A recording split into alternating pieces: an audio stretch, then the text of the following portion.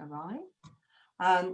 But in the meantime, yes, welcome to session 7 of our Getting Recruitment Right webinar series, which we've been doing since beginning of October.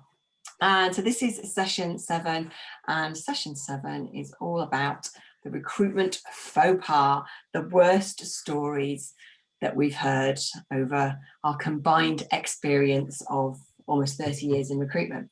And we've actually had to trim them down because you can imagine there'd be quite a lot. So for anybody who hasn't joined us before, I'm Helen Joy, my business is People Spark, and I'm focused around helping businesses to create the best teams that they can. So by upskilling their managers and making sure that they're able to support their teams to deliver to their maximum capability. But I do have 15 years recruitment experience, which is why I'm here talking about this. I'll just let Brian introduce himself. Thanks, Helen. I'm Brian Cregan. I run Recruit. Recruit is an advisory business to agencies and to businesses in how to improve the recruitment process, how to hire the best talent in the market. And I also offer learning and development as well for both recruiters and hiring managers alike, in order to, again, improve their processes and have a more strategic view on how to recruit, especially now in 2020. Because yeah, hasn't it just changed so much? It was interesting, really interesting post you put up the other day, Brian, with that link to that article about how it has changed so much this year, and that for everybody, the way that we've had to move kind of digitally about 10 years in 6-7 months, and we all knew that these changes were eventually going to come, but they're here and they're kind of on us, and we've all had to learn on the job as we're going, and mistakes have been made, and mistakes will carry on being made, but it's about looking at kind of where we are and how we can maximize all of the functionality and the facilities and things that we've got now. This session's a bit different in that it is do you want to explain what it is, Brian? I keep wanting to call you Rachel now. I think that when we were looking at it, it was to be kind of the finale. I mean, it's a shame there's not more people, because I think it would be quite interesting, to say the least. But from that, Helen and I both agree that there's some interesting takes from it too. And when I do training with any recruiters, I always ask them to go back and think about what you could have done differently. And that's not about apportioning blame to somebody. It's actually about thinking, well, what was the process, whether good or bad? What did I do? What was my role? And actually, with the result of what's happened, what would I have done differently? And I think that when we would talk about this, we've had 6 sessions based on the candidate journey, brand, the interview, bias, everything around the recruitment process. But what you'll find we've got, I think, 10 faux pas and probably 12, 13 stories, that each and every one probably aligns itself to one of the previous webinars, where somebody's either been biased, something's gone wrong, and actually, what was the process? And I'm going to strip myself bare, metaphorically, because no one wants to see the real life element of that. But 6 of these are personal to me, but it's about the learns from that as well. And when you put the joking to one side, what was the learn? And actually, from that learn, how did that improve the recruitment experience for possibly the hiring manager, the client, the candidate, or me or my team? So that's how it was kind of born out to be able to share stories, because I think when Helen's been in the world of L&D for a long time. We work together, and you tell stories and people hear them, but I think it's about the learns you take from it. And I go and train people, and they must think that this guy's never made a mistake in his life. Well, if you're going to watch the recording, you're about to see otherwise, because there's been some hellish mistakes over the years, but it's what we take from the learn. Fabulous. So shall we get on with it? Lovely. So the one where the interview was glued to their phone, Brian. Yeah. So I thought we'd have it in the way that in the fashion of Friends, being Thanksgiving today, Friends always starts with the one with. So I was thinking, if it's a bigger pool of people, some people would know what I was talking about, some wouldn't. The one with the interviewer glued to the phone. This is something I would say pretty recently, in the last 18 months, where a very senior candidate had gone to interview in front of a board of 3, and one of the interviewers wasn't just texting, but at one stage their phone rang and they answered it. So the candidate was at best a little bit miffed, and at worst completely put off. And what happened was the candidate went through the journey, and they actually the board quite liked the candidate. Because of that situation, the candidate had a very strong feeling about not taking the job. And I was talking to him about, why you should take the position. There was another small, and it was a bit of an HR faux pas, which is standard on the contract. Because of that second faux pas, the candidate didn't take the job, and it was all based on he didn't feel that the most senior person in that company actually cared enough to sit and have an interview. And something as little as just paying attention to the person sitting in front of you, especially a senior person, they lost what I would say was a top candidate in the market, all because somebody, and it is a habit, let's be honest, we've all got our phones to hand and everything flashes up with a LinkedIn message, an email, a WhatsApp, a tweet. But that hour, whenever you're interviewing, I think it's vital. And I think if you're a recruiter, it's good to know, we prep our candidates quite a bit, but do we prep our clients? And we talked to this, I think, three webinars ago. This is back to the interview. Do people know what they're there to do? And for me, I feel that actually the interview panel, that was the issue. They weren't prepared, because, why would you have a phone on? Why would you not turn it off? So that is number one. So we're starting pretty meekly, shall we say, and we'll come to the number 10 won't be as meek. I think it's a really important thing to add to that, Brian, is that it's about respect for that candidate, isn't it? And it tells you so much about the culture of the organisation and the way that they perceive the recruitment process, the way that they perceive the people that work for them to a degree. And that may or may not be true, but that is the perception that you're left with as a candidate in that situation. And I've had one where where I was personally interviewed, and the guy was reading my CV in front of me, literally reading things out loud in front of me. It's horrible, isn't it? It's awful. So you just think, well, could you not even be bothered to read that before you came in? Exactly. It's like thinking your own CV and reading off of it, I guess. I mean, sometimes that's okay, really. But I had the same thing with the phones when I was having a review once. They kept answering their mobile in the middle of the review. It happened about 8 times. And in the end, I was like, this is not a bad review as well. So needless to say, that didn't last very long. But it's the way, isn't it? Because you just think, I mean, especially God, like the trainer in me's going like, don't do that.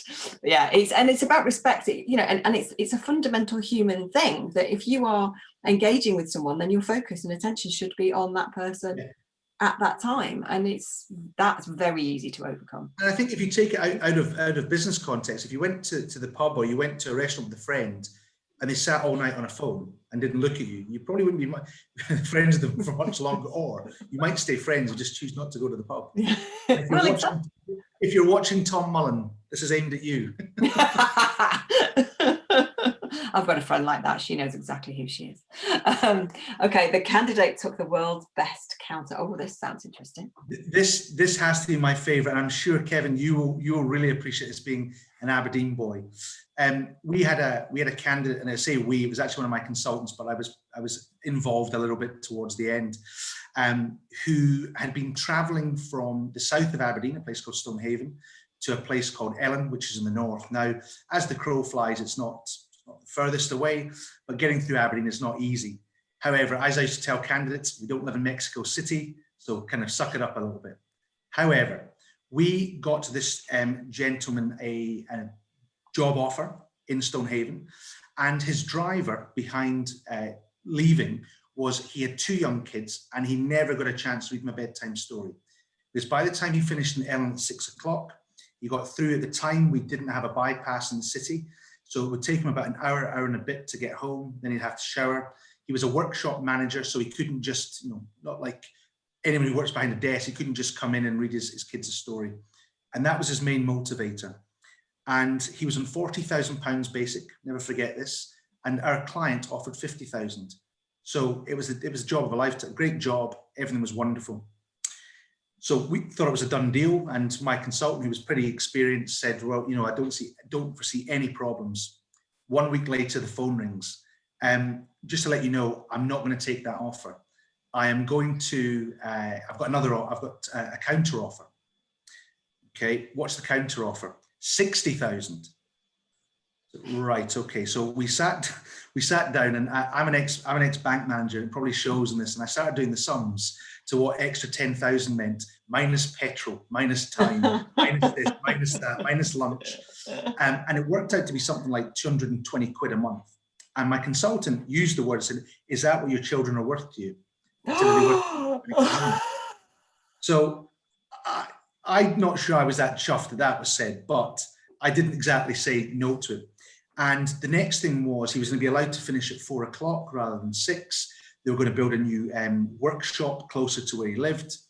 And about 3 months later, we replaced somebody. We had a backup candidate, and he called up in a realtors, and he said, "Is that job still on offer?"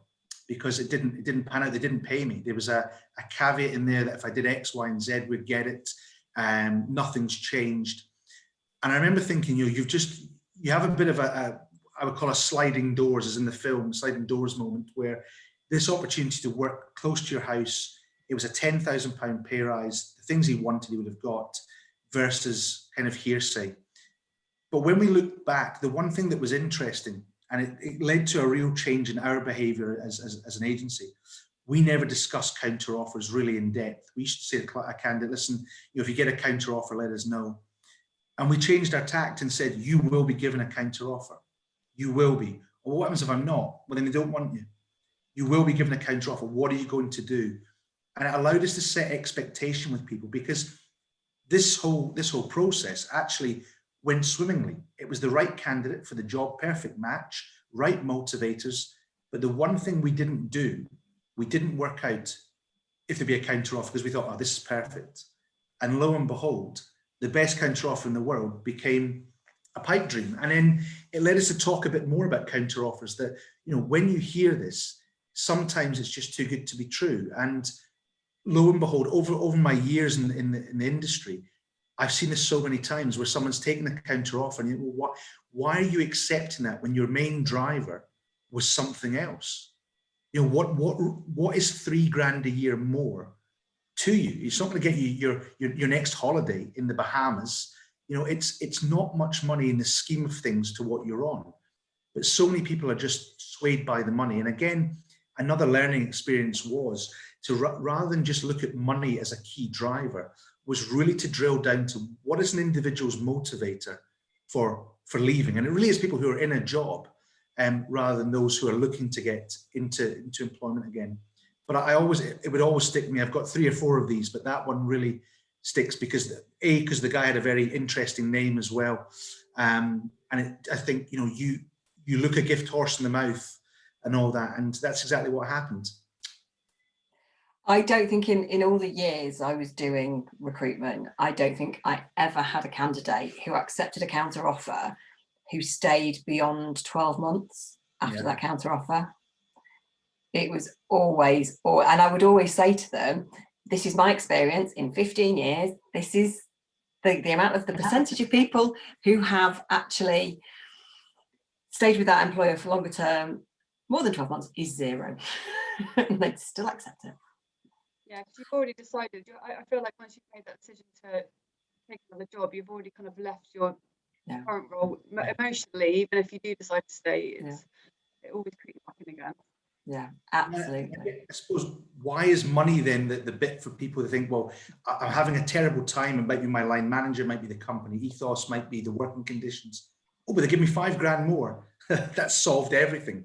Yeah. I wish I thought that before. And you're right, Leanne. I think it is that emotional contract is detached. The minute you think, I now need to leave, I think money is you're papering over some very, very big cracks, because the same scenario will arise. Yeah. And with my L&D hat on, money is not a motivator. Money is a hygiene factor. Money is something that we need. It's not something that motivates and inspires beyond that first paycheck. Okay, the misleading job title. You want this one, Helen? Do you want me to start on this one? So I used to do a bit of stuff around automotive and working with garages and things like that. And a parts manager in a garage is a really quite a good, quite prestigious job because it's quite involved. And I was looking for a BMW garage for a parts manager. And it turned out that when they'd actually got someone in for interview, what that parts manager was not controlling the inventory and controlling the stock. It was picking up all the bits that got thrown on the floor by the mechanics when they were doing the servicing and going around and basically clearing up after the mechanics. Not quite the parts manager that I was used to dealing with at that point. And I was saying to Helen earlier, and again, Kev, you also resonate with you. In Aberdeen, with a lot of companies, oil companies, they like to give everybody a title senior or engineer or manager or whatever it may be. And just on a sideline, I remember having a bit of a ding dong with a lady who was a contracts engineer. And I said to her, so did you study engineering at uni? And she went, no. She said, I did something else. And said, well, so my father would turn in his grave. He was an engineer, as am I. I'm a contracts engineer. I said, where I come from, that's called a contracts advisor. And that kind of sets the scene for what companies do. We had a client who was looking for a temp, and it was a senior secretary. And they couldn't find somebody for months because it was a £6.50. And I'm going back a little bit. They weren't breaking minimum wage. But they couldn't find it because it was a basic admin job. But they'd packaged it as senior secretary. And I was saying to Helen, we got a lady to do it. And again, it was a bit of a shame because she did the temporary booking for about 3 months. And when she came back, all she wanted was roles as a senior secretary. So we put her across for roles of secretarial nature, and nobody would take her because they said, well, she doesn't have the skill set. But because she'd done a 3-month booking under the guise of a senior secretary, £6.50 that wasn't the wage for a secretary, let alone somebody who's senior. And the other element which I always found strange was a senior or a manager for me is somebody who manages a process or manages people. She was a senior secretary of one. So who was she senior to? It was her. So you can call yourself whatever you want, to be honest. And Helen and I were saying the one I'm loving right now is Recruitment Ninja. And I think I touched on the webinars before. Maybe I can't see these people because they're so good, but what is a recruitment ninja? You've got the guy at Brewdog, he's the captain. The captain of what? I might change my job title from founding director to the colonel, just for one up, or the general. We live in a very different world, but I think it's interesting when, Brewdog are obviously a very different market because they're going after that different, this kind of punk ethos. But in the main market, giving yourself a title recruitment ninja, unless you recruit for ninjas, and maybe I'm getting it completely wrong and I'm showing my age, but I do worry that, when we take the joking aside, we talked about the job title at the start. How many businesses actually have a strategy for the job title they're applying for, whether that's a temporary contract or permanent vacancy? And I'm sure you guys have come across that as well. And it's one of those things, I think, that especially over the last couple of years, where the companies that have wanted to be hip and trendy, those probably aren't the right words, and that probably shows my age completely by using those, will use and make up all of these job titles that have no relevance. And they're on your, when you're looking at it, whether you're deciding to apply for it, what does that even mean? Because when you look at the job title, the actual job description itself, it's an administrator, or it's, like say, a contracts manager or something like that. It's completely unrelated to what that job title is, because they're trying to attract attention and they're trying to kind of pull in the people who are the right culture fit without advertising that that's what they're doing as well. And I've just, like I say, and American companies are absolute killers for it. Everyone's an SVP or a VP. Yeah. I recruit for a company which has the longest job description. The names of people work them in, they're really long and ridiculous. And then they really struggle to recruit. But I break it down and it is an administrator, but it's a ridiculous name. And they're like, how do you find the people? It's like, because I call it what it actually is. But I think it's just a culture thing, isn't it? That means something to them in their world. That really means something to them. So I kind of appreciate that. But then when you break it down, it really, when you're recruiting, you need to simplify it. Yeah.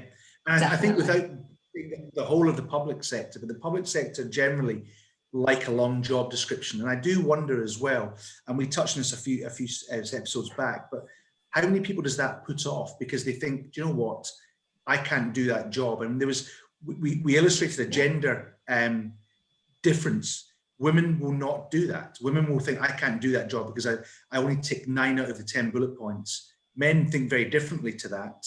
But I think that you're right, Len, you look at that job description and it's who's it appealing to, because the crux of the job is actually what they're doing, not the job title. This next one is one of my favorites. This was, talk about an early learning curve. I had a consultant who is a very good friend of mine. I took with me from the bank, but he went to the limits, shall we say. Everything was just about legal. And we had a job on for a document controller for an oil and gas company. And he was interviewing what I deemed to be a very young lady. And I said, can she do the job? Oh, it's exactly what she does now. So that was fine. He put the CV across. The young lady, who was 18, just to add to the story, got the interview. All going well. And he's saying, I think she'll get it. I think she'll get it. I get a phone call from the recruitment manager of this aforementioned oil and gas company. Can you come round and see me? And it was really round the corner. So I popped round and he said, just so you know, we're never going to use you again.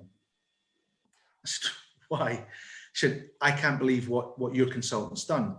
You had an 18-year-old sitting here in front of a board of directors in floods of tears. I said, but I'm still no further forward in what's happened. So she gave the CV across to me. And the CV, this young lady had worked for Summerfield. So again, showing how long ago it was. And she had done stockroom. And he had used all the wording in the way of a document controller. However, the coup de grace was the profile, which was written by her mother, which could have been written by David Brent, because it was all about strategic. It was all about global initiative. It was all about, and it was written by somebody who had worked at a strategic level. So when you put the 2 and 2 together, there was no surprise that this young lady was interviewed. However, she was interviewed by their MD, their FD, their head of HR, their internal recruitment manager, their line manager, an engineering manager, and this young 18-year-old walked into this boardroom and basically burst into tears. And of course, it was a client that I was very keen to work with, and we were working with. And actually, that was the last time in the time I was with my previous company that we worked with them. And it was a really interesting learning experience that my consultant actually hadn't done too much wrong, apart from being a little bit, he could have been a bit more intelligent, and this candidate wasn't right for the job. But the learning bit was that you've got to sit and look through someone's CV. Now, in my experience, I've been with the company for about 7 or 8 months. It was one of the biggest learning curves ever to think, how much poetic license do you have in a CV? How much do you want to liken it to a job description versus this isn't true? And at the end of the day, she was never going to get the job, because the minute they met her, they realized that she wasn't to the level of a £40,000 salary of someone that sits at a pretty senior role. So that was an eye-opener. That was back in 2008. Oh, nice. Oh, dear. Okay. What? This one, and I have to mention this person's name because unfortunately he's no longer with us. But I had a manager who worked for me in Glasgow, a guy called Alan McVeigh. And if anybody watches this, Alan passed away about 18 months ago. Oh, I don't know. Very tragically. But Alan was one of the characters of Recruitment. And he was a larger-than-life Lanarkshire boy and just loved recruitment. And he was working with this firm, and it was sales. And it was really early on in his career. And he was all or nothing. If he went in a bad mood, he was in a bad mood for days. He was in a good mood, he'd raise everybody's spirits. And he phoned me and he went, I can't believe this.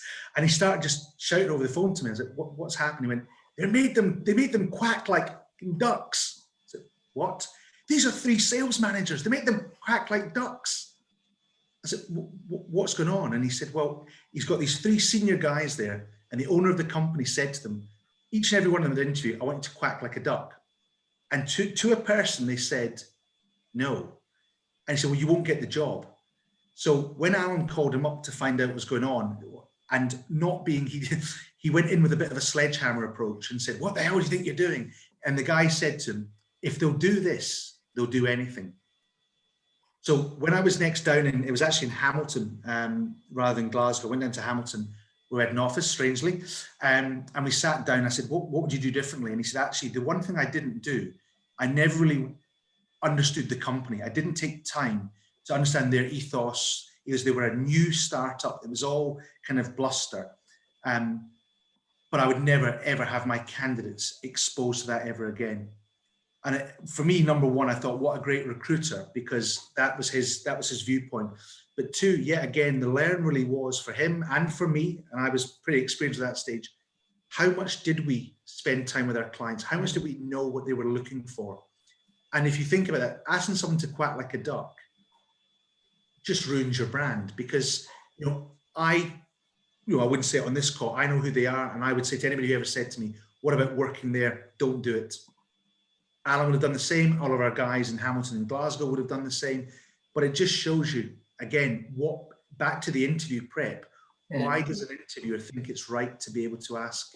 And it doesn't matter if they're senior, and they were senior people, but even if that was somebody who walked out of school on day one, you're demeaning them, and you're demeaning the whole process.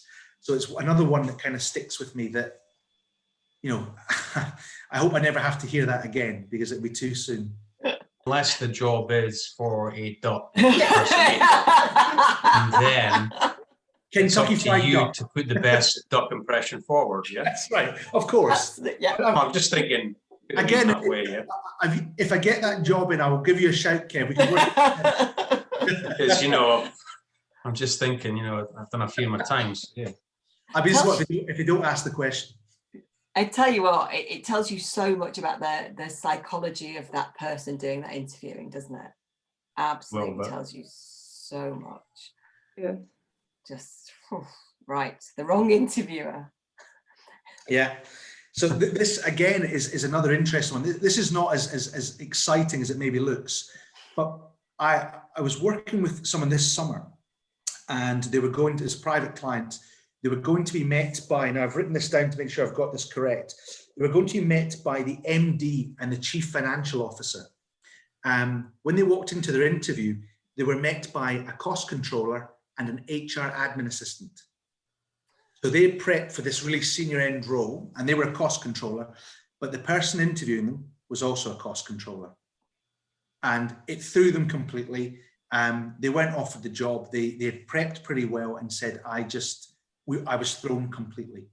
Now, what they said to me was, I don't think I interviewed very well, and it wasn't a good reflection on me. But they flipped that pretty quickly and said it wasn't a good reflection on them, because even if I'd been offered the job, the question I would have had, a bit like the person glued to the phone, do they actually want me? Am I worth their time? And nobody had even made them aware prior to this there was a change of personnel. And we've all worked in the industry. We know how business works. Things can go wrong. People are pulled out. But if you make somebody aware, even 15 minutes beforehand, this is what's happened. This is who's meeting you. But for two effective strangers to walk in after this individual has prepped to meet these two high caliber individuals, I thought it was terrible. And again, we go back to brand, we go back to prep, we go back to bias even. Did they feel that because it was a woman, it wasn't worthwhile? Because she was of an age, it wasn't worthwhile? You can put all sorts of assumptions, probably not. But, in the modern day, we do assume, and we do take to social media to make our assumptions pretty clear, rightly or wrongly. And do you remember that guy on BBC Breakfast who had been waiting? They were interviewing His name was Guy. Yeah. And they were waiting for the colonel of some war, some army in, I can't remember where, and they went and brought this guy and sat him down and started asking him these questions, and this poor chap is like, I don't know. Give me you did try, Am I right that he was there for a job interview? Yeah, he was there for a job interview, and so he just thought that was kind of interesting. But we'll go ahead. We do it live on BBC Breakfast job interviews now. Yes. But I mean, he had a go, didn't he? Bless him. But it was. But again, it is that's that again. It's from an internal perspective. Whoever was sent down to go and collect the person to be interviewed on the TV clearly wasn't doing their job properly to make sure. But yeah, that's the other famous example of that as well. Yeah, it's annoying. The line manager argument. Oh. Well, this one, and I'm allowed to tell the story because this is really, really personal. This affects me and it affects my wife. So I won't say who, a very well-known international company. We had put her forward for a marketing manager position, and she was kind of toing and froing anyway at the time. But she'd gone to the interview, and when she came out, my consultant was managing the process. As in, he spoke to the client, but I was actually behind it all. And I said, how did it go? And she went, weird. I'll tell you when we get home. And I thought, that's a bit strange, that we know the client. And during the interview, one interview was playing good cop, one was playing bad cop. And as it transpired and the interview went on, they started talking, as you do at interviews, well, when you start, you do this, you do that, which is sometimes a telltale sign. Until one of them said, well, when you work in my department, what we do. The second interview said, no, you won't be working in that department, you work in my department. And the first one said, no, you work in my department. I'm interviewing, there's just not you. And they had a full-on Barney for 5 minutes. So and again, there's a learning experience for me here about how not to lose your wife in a divorce. When she came home and she told me, I said, okay, fine. I said, I don't want to, if I am successful, I don't want to go for a second interview. Well, lo and behold, she got a second interview, and I could see the fee, which was pretty good. One, the fee is about $9,000, and two, that would give you about a 20 grand pay rise. You're going for it. We had a proper Barney about decency and what not to do as a recruiter. But again, really interesting. It was a client that we knew and we worked with. The one thing they didn't ever allow us to do was go out and see them. We never asked the question, what department? Now, again, I could push it back and say the client should have told us that. But when you look at the whole process, and I was really part of it, I should have known that, especially for my nearest and dearest, for goodness sake. If I can't do it for my wife, God, it probably showed then where my ethos was. But I saw the fee and I thought, well, I wanted to go for this job, but actually the experience of two people, and she didn't take it as a nicety that they both want me. It was a proper unprofessional scenario, which, if she had got that job, she would now be, I think, pretty well off and pretty famous in her industry because they're so well known. But these two people, and they were, let's be honest, they were middle managers, junior, kind of the early part of senior managers. They represent the company, and her view is, I'd never work there. And it's such a household name, household brand. It's quite scary. So yes, my learn there was you make a film, how to get divorced in 10 days by trying to get a 9. What did you say to them? Did you tell them honest feedback? We said the candidate pulled out. I would have had to say something. I wouldn't have been able to. We won't work with her again. What's your name? That's not mine differently. Because my surname is Hartley. Yeah. It was a real learning curve. And again, one as a young recruiter to realize that actually you're not doing your candidate any favors by trying to do it. Albeit I'm lucky it was my wife, because I'm sure if it wasn't, someone would say that guy was trying to force me into a job I didn't want to go into. And when you stand back a little bit and look at the whole picture and think, hold on, she'd been there for 3 months, 4 months and walked out because it would have been horrible, I think. And she just wouldn't, as she didn't, she just would never have joined. And I think it is that, again, it comes back to, as a consultant, when you are asking those questions, and the difference between being a recruiter and being a consultant, the questions that you ask, we make so many assumptions sometimes, especially with clients that we work with quite a lot, that we forget to ask some key questions, because for all sorts of reasons, sometimes you think, oh, well, they'll expect me to already know that, and I don't want them to think that I don't, but it is that, right, I've got to go back to the basics and let's get all of this information so that you're not putting yourself in the position where those kind of things happen. But easily done. That was my husband, by the way. They're not going to let you visit though. Like, if they don't let you visit, it does happen when they don't let you do that, and you kind of can't really argue it too much. But then you're not going to really have that relationship with them, and then it's sort of hard to ask questions because they just want you to kind of arrange it and get on with it and not actually give you the time. Yeah. I think, Leanne, from the perspective, my experience there is that I made the mistake of trying to meet everybody. And you're right, some people just, you just they will not do it because Some just won't. Yeah, and I think what we decided to do, and it didn't happen all the time, but as a team, if you had a client like that, we wouldn't give them the best candidates, and we wouldn't spend all the time, because if they wanted a CV shop and they wouldn't meet, and there was no real, how can you match 2 individuals or 4 individuals or 8 individuals if you can't meet them? Well, what we'd do is we'd agree to send off 7 or 8 CVs, and it was a little bit, let's see what happens from here. Whereas when you've got clients who meet you and you have a true partnership with them, you might only be giving them 2 or 3 CVs because they trust you to shortlist. They meet everybody, they meet you, you talk regularly. And I suppose the nature of our industry is, what do you do? And I don't have the answer to that, say you should walk away from those jobs. Well, that might mean the difference between hitting target or not, or eating or not if you have your own business. So there's no real right or wrong answer, but I think it's having a different tact for different clients. And that's what makes recruitment an interesting and pretty complex industry, because one size doesn't fit all, because we're dealing with 2 lots of human beings. But yeah, I just think it's such a strange one that people won't allow you in the modern day to come out, or even now do this over, Zoom or Teams. It makes sense. It costs time. At the end of the day, it takes more time because you're asking so many more questions about everything. It could just see you for half an hour, done. It's just and it makes me laugh that recruitment has such a hit and miss reputation amongst businesses, and yet quite often the businesses, by not engaging properly, are allowing, if you're not going to have that proper relationship with them, how can they possibly do their best job for you?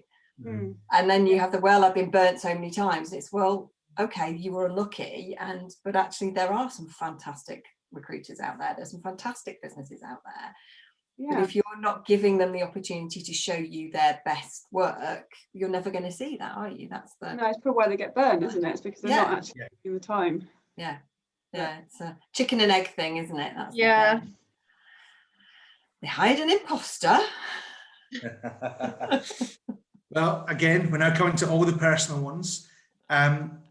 This is about hiring the wrong person. You meet somebody, they come across as somebody else. I hired a person who'd come from a small boutique agency. They told me they'd build numbers that my top consultants could, were kind of eye-watering. I learned that day that women have got better intuition than men, because my line manager was Kim McClay, Helen. Her line manager lady called Claire Harvey, who's still in my old company. People I truly respect. And when I hired this individual, they both said, you shouldn't hire him. There's something about him. And also he's wearing half-mast trousers. I didn't notice that. But this person came in and worked with one of my senior consultants, who very quickly said to me, they don't know what they're doing. They've never worked in recruitment. And we got a reference from this person. And a few weeks in, they had a mysterious car crash. But I wouldn't let it lie, because they told me one story and told my senior consultant another. And unfortunately, where they'd had the car crash was when my father-in-law was a local journalist. So they'd had this lovely story about what had happened, and the police had been out. So I said to my father-in-law, I never ask you for a favour. I said, but can you phone the local gendarmerie and find out what the story is? There's not been a car crash. I said, super. So this person came back to work after being off another couple of weeks, and sat them down and said, look, we've had a reference that's come back, which is altogether unacceptable. Oh, but I told you about that from the agency. I said, it wasn't from an agency. I said, it was from your previous employment before that. Oh, they've got it in for me. And I thought, I said, well, tell me more about this story. And we kind of sat, and I said, well, we're going to bring Richard in now as well. And my senior consultant came in. So you were hit by a truck? Yeah. So you told me it was a Jeep. Oh, I can't remember what it was. And by the end of the conversation, this person had resigned, not under any undue pressure, more from us just asking questions, and was never to be seen in the industry again. And I thought, just as a hiring manager, it was pretty early on, but a year into my recruitment career, I came in, I didn't have the experience as a consultant. I came straight in as a BM, as business manager. And I think my naivety probably showed quite quickly that I was after consultants from other agencies. And because you found one, especially when you're somewhere like Aberdeen, which is, it's a hotbed, you know, you're so much competition. I thought, wow, I've got this individual who does technical recruitment and can open up the oil and gas industry to us. And I didn't do my due diligence. And actually, you know, at the end of the day, someone works for you for, you know, in the office for 3 weeks, off sick for 3 weeks. The amount of time it cost us, both financially and with regards to time, was incredible. And yeah, I mean, it happened once more as well, but that story is probably a bit more sad because I think the individual probably, something had happened to them in between being a very well-known consultant in the city to joining us for a very small amount of time. But again, I just believe that for hiring managers, for recruiters, due diligence is a huge bit. And, you know, it's almost one of those, once the horse is bolted, you can look back and say, well, with hindsight, I would have. And for me, I learned from that in any vacancy we worked on, any vacancy we had, you know, with our clients, were they doing due diligence? Are we doing due diligence? Because I think, and I see this a lot on LinkedIn, there's a lot of imposters out there, because I know them and I know where they've worked, and they're missing 2 years off of their LinkedIn experience, or they've got a story about their redundancy that never happened. Now, you know, we all have to work, and it's not right for me to cast aspersions over people. But similarly, in the employment line, that's an imposter. If you're not telling the full story about your work history, you're actually not telling the truth. It must be something to do with the industry, because I had a very similar story. She only lasted 2 weeks with me, and then wrote a 4-page letter to Johnny Nichols, who was the HR director at the time, which was absolutely vitriolic, which he never showed me because he said it was so hideous. He wouldn't show it me. And he said, you know, what the other side of that is, and that was my lesson, was again to do that due diligence, because he said, if I didn't know you so well, Helen, she's written this so cleverly that it could have made me question you and your you know, your credibility. But thankfully I used to work for him, so I knew him incredibly well. So, but it is I think it's something about this industry that attracts some slightly interesting characters. Lack of screening, oh yes. similar. So yes, so yeah. This again, another one, and this affected me. So I had a phone call from an individual in my previous company to say, oh, you've interviewed this person, what do you make of them? And it was about 6 years beforehand I'd interviewed an individual, and I thought, I'm trying to rack my brain. I said, look, I can't remember why, but there was something, and I wouldn't have hired them. So you're saying there's nothing that stands out why you wouldn't have hired them? I said, no, I can't remember, and I can't find my notes in it. Fine. So he was just calling me for this. He was a very senior individual in the company. Fine. Thought nothing more of it until that individual left the company, and I got the job that they had.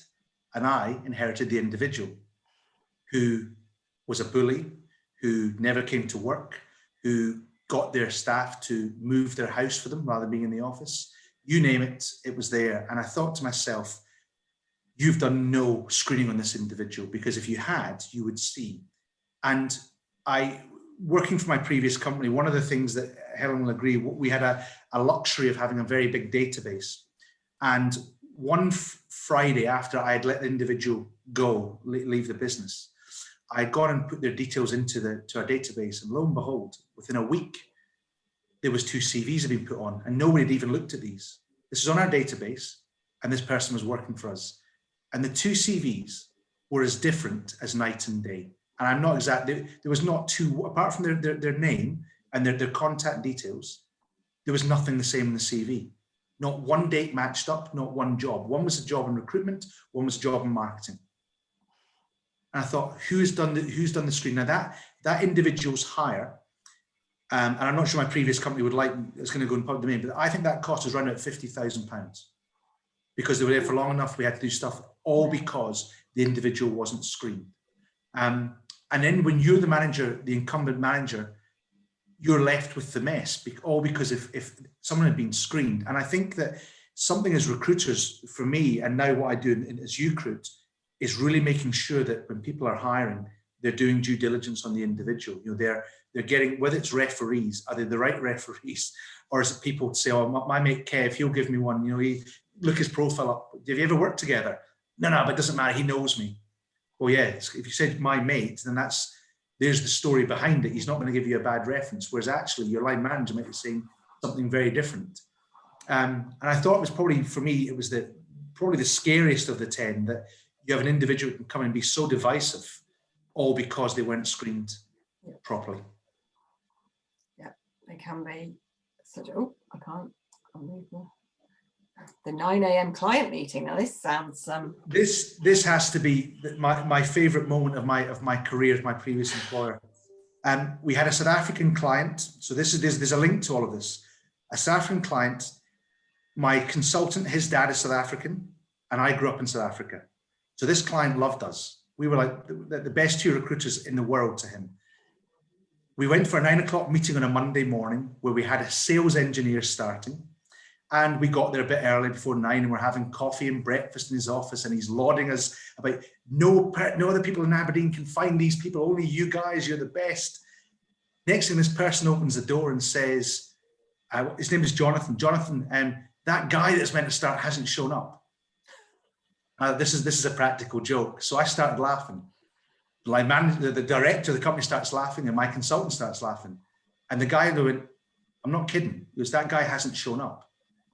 So I could feel my whole body tense up, thinking, what? We're sitting in the client's office on a first ever placement, first time I worked with them, and the person hasn't shown up. We tried a phone, couldn't get through. Well, he called, before we left, he called us all the names under the sun. I can't believe you haven't done this. I can't believe this, can't believe that. And the candidate had gone completely radio silence. And when we look back, we had called the candidate to make the offer, and we called the candidate the week after. The candidate had, I believe, had 8 weeks notice, not 12 and not 4, but we hadn't called up until the Friday before and left a voicemail. Now, to put it in perspective, voicemails were still newish. They weren't new, but you know, they were still the kind of the main medium of contacting. But we didn't have a concern. But we didn't walk through the process between the offer through to the start.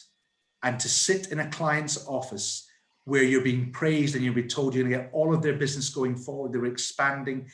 I'll be honest, I saw pound signs, I saw holidays in the Caribbean. I thought, we get this client on board, this is a 6-figure amount of recruitment. It will be heroes. We never got another job on from the client.